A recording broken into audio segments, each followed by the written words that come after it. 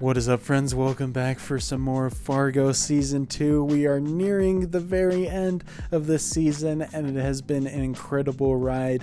They did a great job looking back now at setting up everything in the first couple of episodes, and they have really been paying it off big time in the last couple of episodes, and I'm sure they're only going to keep doing that even better and more intensely in the last three coming up. And coming off the last episode, obviously, I really hope we get some answers to a few scenes, specifically the stuff in Hank's house with all the symbols and whatnot. I don't know what that meant, but it was very ominous, and the way that Betsy reacted once she saw it definitely had me on edge. But then also interested to see what happens with Ed and presumably Peggy's involvement now that they're back in the picture, because that episode was moving last time so much that I almost forgot that they were in the show and we didn't know where they were at the time. And so hopefully you guys enjoy watching along with me for another episode. I believe this is a longer one as well, so I'm excited to get some more juicy content with that. And so without further ado, let's jump into episode 8. Peggy.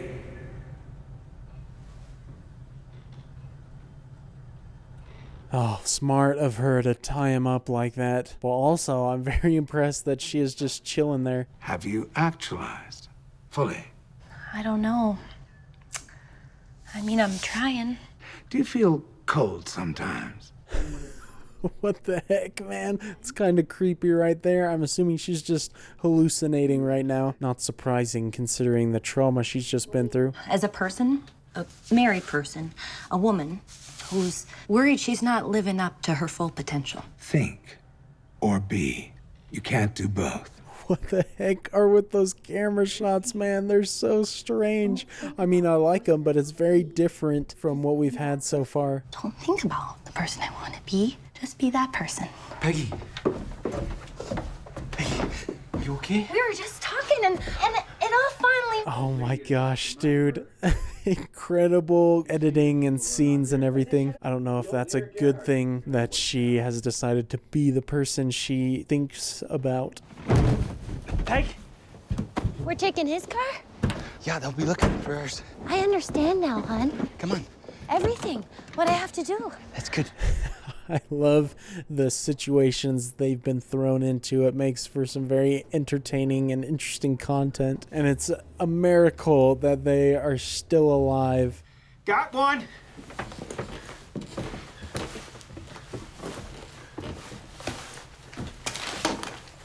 Don't think they're gonna find much else besides that body down here. At least I don't think so, because in the future scenes, since we're kind of in the past right now, doesn't seem like they had any leads to anything else.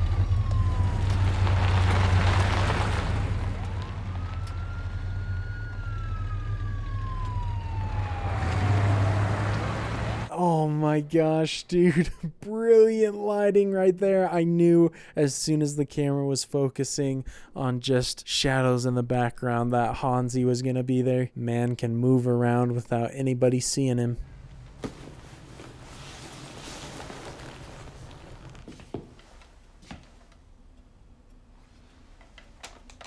Oh, I feel like that's how he knows where they're going to go, right? Because Peggy probably has something around the house about her thing in Sioux Falls, and so it would make sense that they would go there.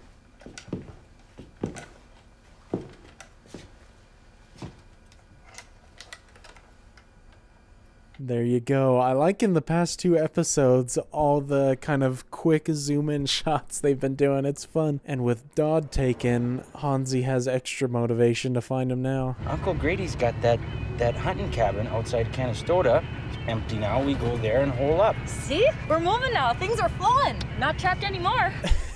I mean, I wouldn't be too sure about that, Peggy. You kind of are still trapped and on the run, but at least you're alive. I guess it is good that it sounds like they can go somewhere else besides Sioux Falls. Oh!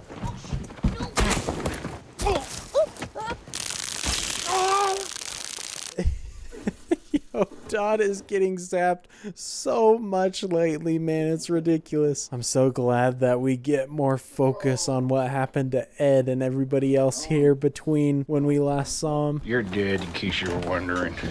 Dad, Gerhardt. I'm gonna have fun taking her apart. No. Holy cow, man. I kind of like this version of Ed, just in control and powerful. He's not even flinching with any of Dodd's words. What are you gonna see? If we give him back to you, you gotta promise we'll go unmolested. What if they say no? Well, then I'll show them which part's the flank steak. I mean, even if they say yes, I still wouldn't believe them. I don't think there's any way you can get out of this alive. And I guess it didn't take very long for us to link back up with what we were seeing in the future times. Is this the Gerhardt headquarters? Well, this is the butcher, and I need to talk to who's in charge. No, not your butcher, the butcher. I like that he's fully leaning into that name now. It is a pretty dope nickname, that's for sure. And maybe we haven't fully linked back up because, I mean, we did have a lot of instances last episode where Bear didn't listen that there was a phone call. We're gonna be spending some time together, so you need to be civil. Go to hell. Ow! Yo, Peggy, what are you doing, man? Don't just kill this dude. Maybe he doesn't survive through the episode. My goodness. Now I'm making beans. You want some beans? No. No what? No, thank you.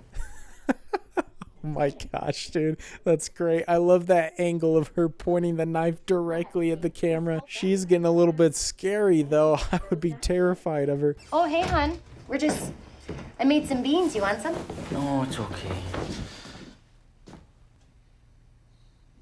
What happened to him? Oh my gosh. I like that he tried to let him know who did it just with his eyes. It's definitely not what you want to do to the prisoner right now. She's crazy. Keep her away from me. Huh? They're not gonna want him back if we cut him up too much. Yeah, Ed is thinking about the big picture right now. I don't know if Dodd's gonna be able to turn Ed against her, though, which is what he looks like he's wanting to do.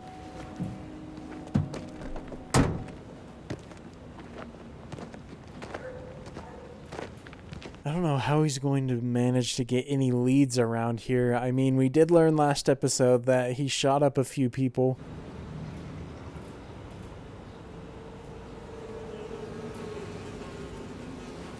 Oof, jeez, man. That is maybe the reason why he shot up a few people right there. My goodness. But I was going to say, I don't feel like there's any way to trace him at the moment, Ed and Peggy. Did you spit in this? What?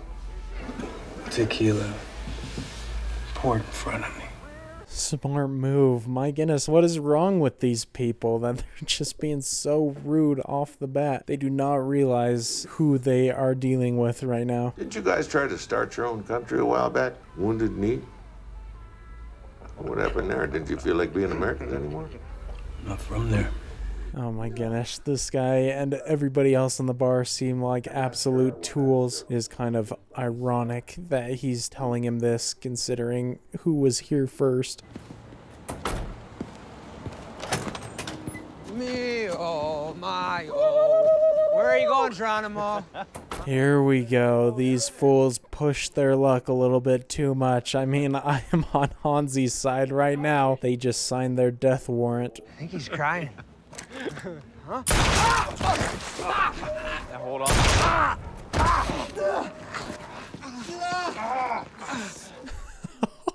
Dude just does it without saying a word. My goodness. That's a pretty boss moment. Just got both of them straight in the knee. Oh my gosh. Yo, he is not wasting any time, just taking out people left and right. I like that we actually got to see what happened when they described it last episode. Peggy and Ed better hope that Hanzee never finds them. Hey, doll. I got some Chablis on ice. Who is that lady right there? Oh, wait a second, dude. Was that Constance and I just didn't recognize her because her hair was all wet and stuff? Well, luckily for everybody involved, Ed and Peggy weren't there.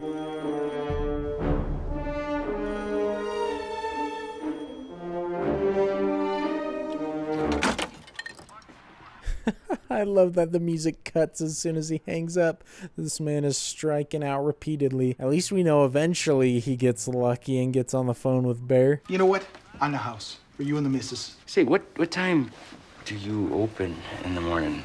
Usually around 7. Unless I sleep in, which I don't. I mean, he's writing stuff in the book, and he knows that he's there with his wife. If Hanzee manages to find this place, he's gonna get on the right trail.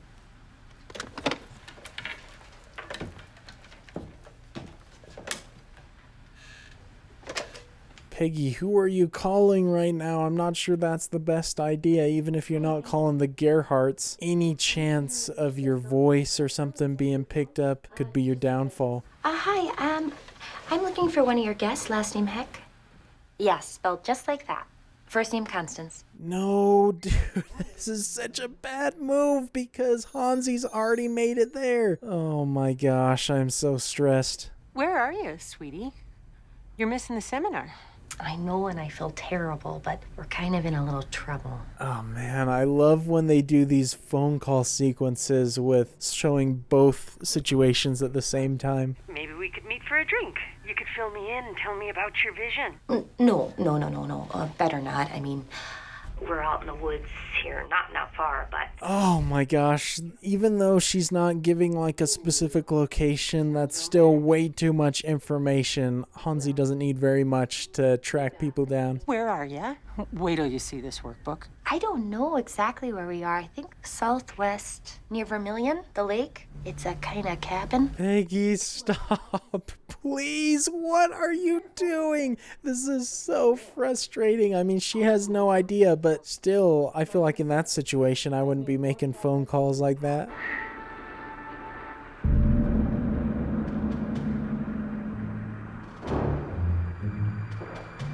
What the heck, man? We like switched to being in that world there for a second. What is going on? Is she gonna like start hallucinating again? If something should happen to me, Don't say it. you must continue on without me. This war is bigger than us No, and our love.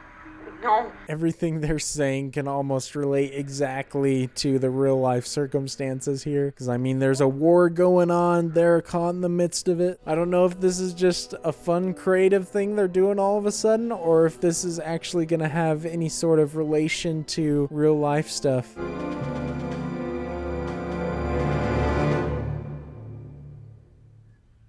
Bro, no way! And then she turns around at the last second. My goodness, that is absolutely brilliant. So I'm assuming the whole purpose of that was just showing how distracted Peggy got, and I guess in turn the audience, that Dodd actually managed to escape. My goodness. Sir, I might just call over to the other side, see if they want him. Thank you so much for your help. Bye-bye. That's right. I guess that is why he decided to call Mike instead of the Gerhardts. And that's why he says it's his lucky day. Today's your lucky day, Mike. I've got Dad Gerhardt in the trunk of my car. You want him? Sir, if I kiss you when we meet, would that be inappropriate? Oh man, I love it. We didn't get to see this part of the conversation last time. He finally got his target after all that work. Question is, what do you want? Well, I got the whole Gerhardt family after me, and I need you to make them stop.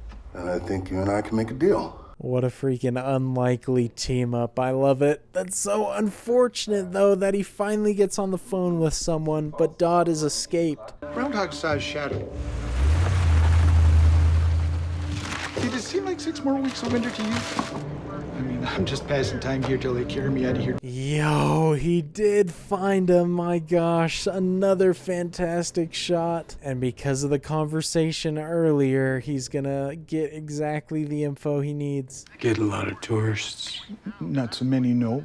Sometimes people on their way to Rushmore. He's driving a blue Lincoln, heavy set, red-headed man. This is such a great scene, man. Hanzee is a freaking great character. I love it. This is definitely like a No Country of Old Men type scene. No Country for Old Men. Fella comes in here 2-3 times, uses the phone outside. One time comes in and says, we're going crazy down there at the lake. See, this time of year, not much to do. At the lake. There it is, man. He's not gonna be far behind him now. There can't be too many cabins around here. That guy should consider himself very lucky, though, that he escaped that conversation with his life. Huh? Oh, bro, that was genius of them not showing anything for a while. Holy crap, man. Credit to Jesse Plemons, dude. It looks like he's actually letting himself be choked for this scene. All that talking and mood swings. It's the lack of rational thinking. Which, brother, your has got that in spades. Oh my gosh, dude. Dodd looks like he is on his last leg right now, but looks extra crazy. Napoleon, Kublai Khan, Samson. Giants made of muscle and steel. This scene is tense, but holy crap, somehow Peggy is still alive. Is she gonna kill Dodd for real now? No matter what you do to them, these goddamn just won't stop till you put them down. Oh my gosh, she straight up broke the knife off in his foot. That is disgusting, man. I don't know if she did it in time, though. Ed might legit be dead.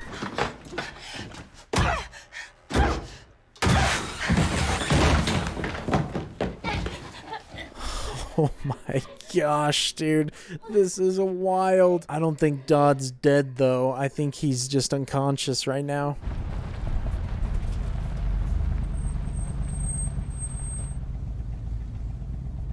Oh, I'm so nervous, dude. Dodd is one thing, especially a Dodd who's losing his mind, but I don't think they can handle the focus and the skill of Hanzee.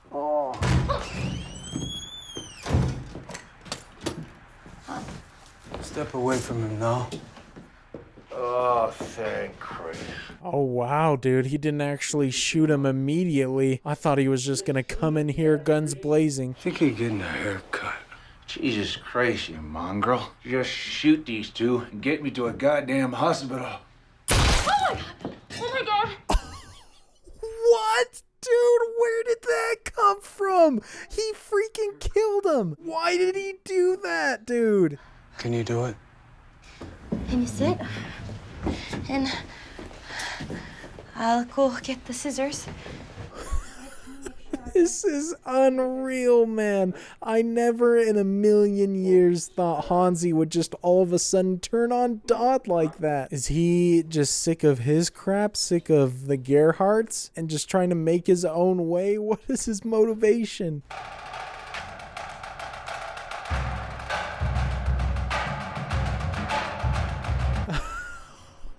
Oh, brilliant, bringing in the music and doing all these creative shots. I love the filmmaking. We are not out of the woods yet. We're gonna have another freaking showdown immediately.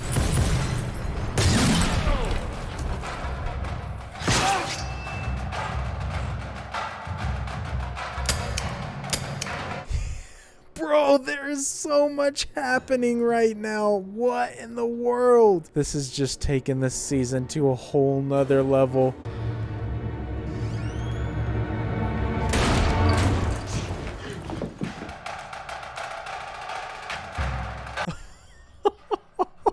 What a finish. Freaking bravo, man. That is one of the greatest climaxes to a TV episode I've seen. That was so good. I love that everything just started clashing together at the end. And that wild turn of events with Hanzee killing Dodd. My goodness. I mean, I can understand where he's coming from when he said he's tired of that life because of all the crap he's been dealing with so far. But I assume he's not just going to disappear and become completely out of the picture. But holy man, the way they're setting up for these last two episodes, I imagine they're just going to be incredible. I can't imagine that they're just going to keep topping themselves like this, though. Mike Milligan is certainly going to be freaking upset. I don't know if he'll take Dodd dead or if he only wanted him alive, but they could probably find a way to use him as a bargaining chip still if they don't tell the Gerhardts that he's actually dead. Man, they are just masters of suspense and tension with this show, though. So many good scenes. There's not a bad scene in this episode and in the past couple episodes. It's just been unreal. I feel like I'm watching almost cinema quality stuff right here, and it feels like it's just completely changed because I mean the first 4 episodes or so were great and everything, but they have just taken it up several notches, man. Just fantastic stuff. Well, after I finished season 1 of this show, knowing that the characters and whatnot were going to change, as I mentioned, I think was curious how they were going to maintain that level of quality, because I couldn't be more complimentary of how good that first season was. But at this point, there are no doubts in my mind that they have been able to maintain that quality, because this season has just turned out to be absolutely amazing up to this point, and we still have 2 more episodes to go, which I cannot wait for. If they're anything like these past couple I've been watching, we are in for quite the thrill ride, and we still haven't really gotten a big Sioux Falls type massacre, which I feel like they've been slowly building up to, but maybe it doesn't actually happen, and that isn't part of this season. But massacre or not, I feel like whatever is upcoming is going to be great, because there's still a lot of important characters at play, even though we lost a few this round, specifically with Dodd, who came out of nowhere. I was completely shocked with that move, but he was a great character, and so it'll be interesting how his death affects the events going forward. And with Ed and Peggy caught now, with no more bargaining chips or anything, I wonder what their role is going to be.